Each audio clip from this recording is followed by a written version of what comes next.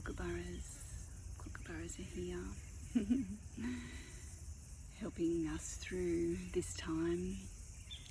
Connect to the Kookaburra spirit and connect with nature, connect with Mother Earth, connect with the essence, the true essence of the spirit of ourselves, the spirit of this earth, the spirit realms, God, the creative source.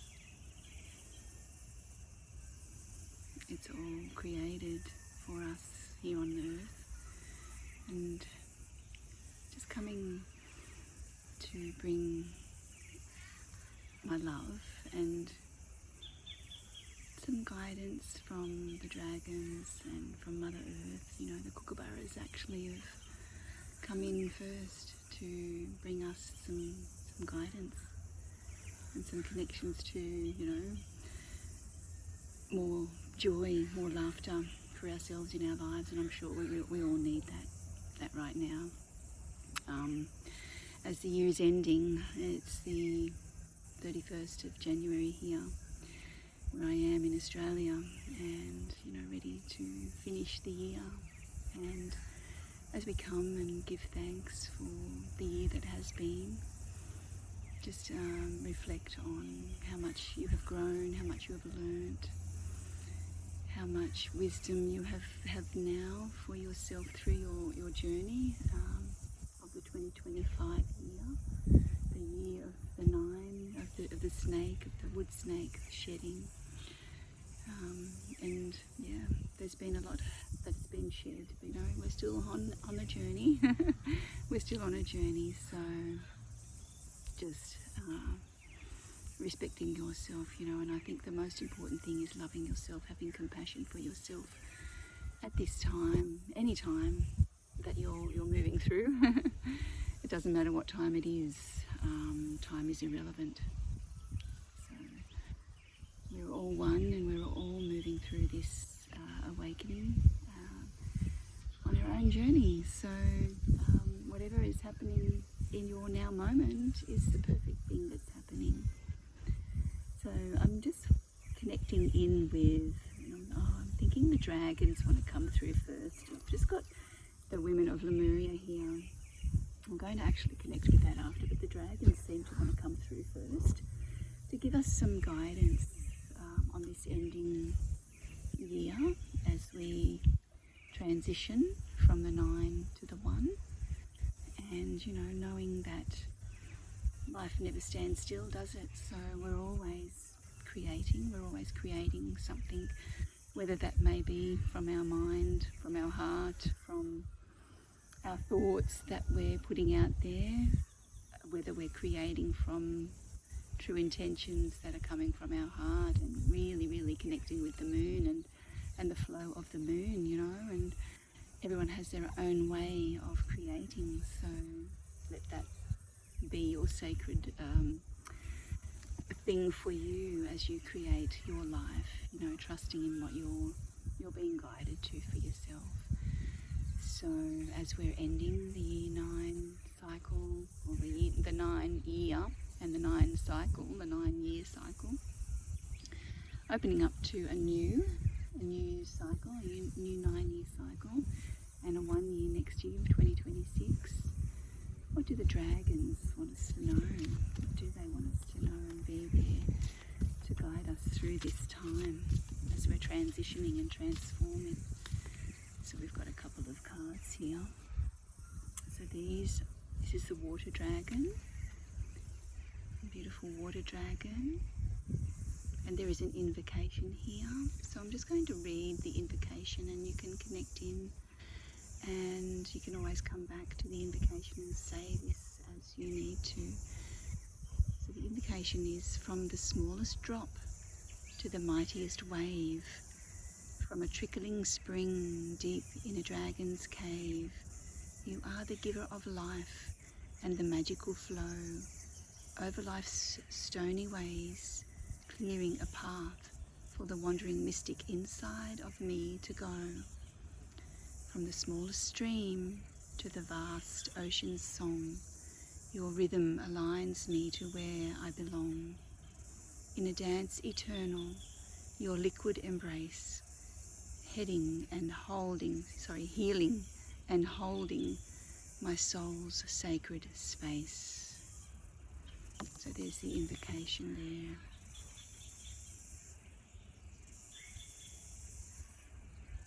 And you can come back and be with that invocation. I'm just checking in here with my phone. And the other one is this beautiful golden dragon. And this is Raina, and there is a beautiful glyph here that you can connect into the beautiful energies of this glyph of the golden dragon to allow it to permeate into your DNA and into every cell of your body.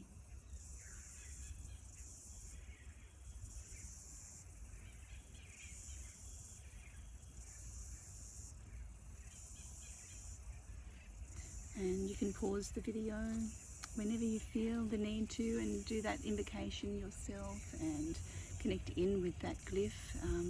The beautiful dragon cards, the dragons of Mu, are brought through Amber Meliha Wolf, and they have been channeled with the beautiful energies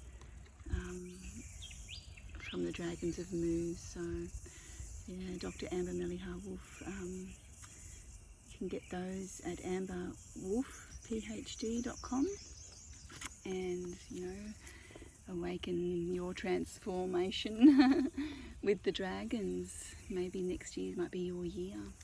So I'm just going to connect in with the beautiful women of Lemuria and the information that's brought through from Kryon here, the Star Mothers, and Dr. Amber Meliha Wolf, and this has been created by Monica Mariani and Dr. Amber Meliha Wolf. So I'm just connecting in with the beautiful energies for a beautiful message that we may need to know right now at this time.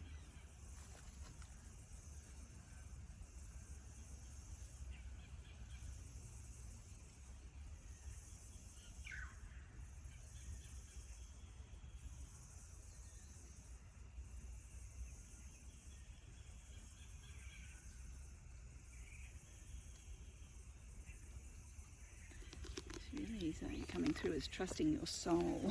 Trust your soul. I've got a message there. So, radio, there's something that I've opened up here too, and it's Kryon gives us new insights about the transference of energy, consciousness and wisdom which takes place during pregnancy. We have discovered that births in Lemuria were water births accompanied by the sisterhood surrounding the mother in a circle. Was there anything else unique to how the Pleiadians and Lemurians gave birth in ancient Lemuria?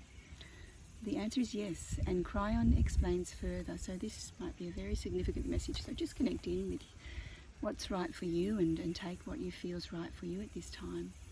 I want to tell you some things that I've never broached before, and my partner has no idea where this is going. I want to talk about the importance of reproduction. I want to talk about the honouring of it, and just briefly to speak of a couple of attributes that perhaps you would not expect. Birth was very, very special. It was because of the Pleiadians, what the Pleiadians had given you in your DNA, and the traditions of what it represents with a first-time Akash on the planet. Ladies, unlike today, you totally controlled it with a wise and beautiful common sense system. Birth in Lemuria was done seasonally. Reproduction was not 24/7 as it is here. It was seasonal, taking an instinctual clue, perhaps from the animal kingdom. It was done seasonally. The reason wasn't for food, for fish was staple and it was plentiful. Instead, the plan was intuitive and it kept the population in check and made sense for the whole culture. Imagine wise reproduction. This was something that the men cooperated with fully, for they understood the same things that women did. However, let me tell you something. that you don't know. I want to talk about something, and again, I tell you that my partner has no clue about this. In fact, he's stepping aside, and this is Lee Carroll channeling Kryon. I want to talk about menses. There are places today within certain kinds of societies that will not let women in a certain condition into a certain place because of this. In time, the attitudes regarding menses became archaic and ignorant compared to the way they were in Lemuria. You see, part of the women's mystic was the privilege of menses. Remember, reproduction was highly respected and given an especially high role in how the culture thought. Ladies, when you were in that condition, you were raised above goddesses. You sat in the front row with the elders. You wore a royal colour, and everyone knew it. It would indicate your status at that moment. At the moment, even when you were in seasons that were not correct for a seasonal birth, it was still hugely important. Can you see why? Do you understand this? Reproduction was important. Lemuria was the launching pad for the Akash of humanity, and you were careful and honoured it. So honoured it was, so honoured was it, Meliha, that this is one of the chief reasons for the temple of rejuvenation. It was so you'd always be young and have menses. So life extension was not just because you wanted to live longer, it was to continue menses. It's a little different now, isn't it? I want you to think of this. I want you to think about honouring the feminine and beyond.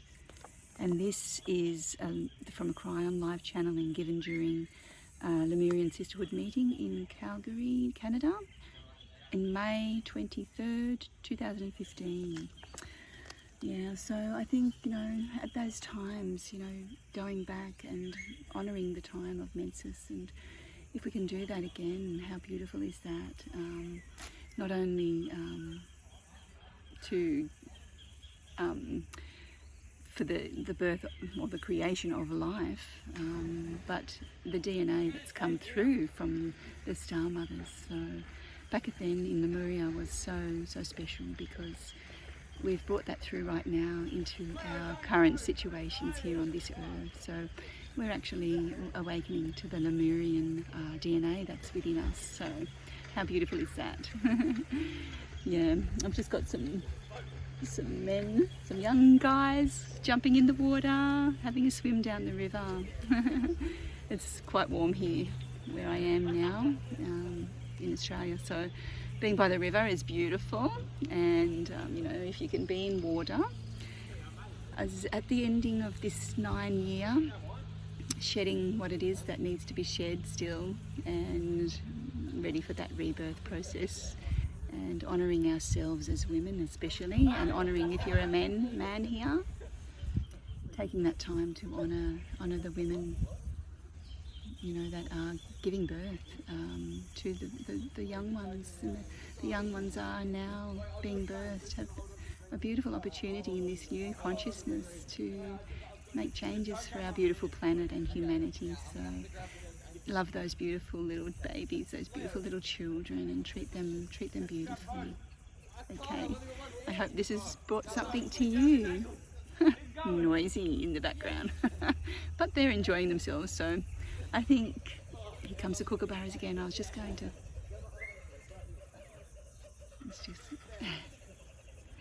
say about the joy and laughter. The Kookaburras are again. So on the finishing of this video, this YouTube connection here, let Kookaburras be invited into your life. Bring that joy and laughter back in. They're here to help us. Okay, love to you all, and enjoy this day, New Year's Eve, and enjoy the new year that you wish to create for yourself in your life. So bye for now. I love you all. Bye.